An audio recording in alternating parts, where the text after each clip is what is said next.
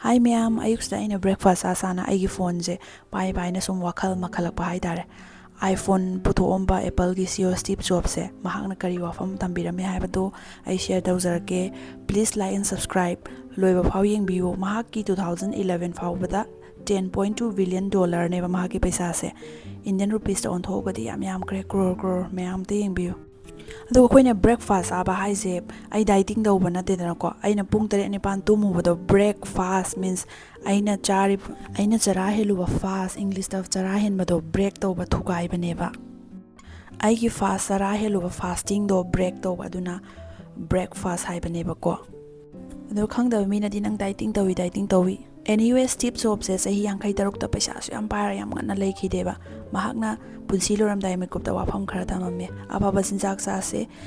se hidak oina sa se natrabadi hidak se sinjak oina punsi chupa charaga legini mayam kai mo le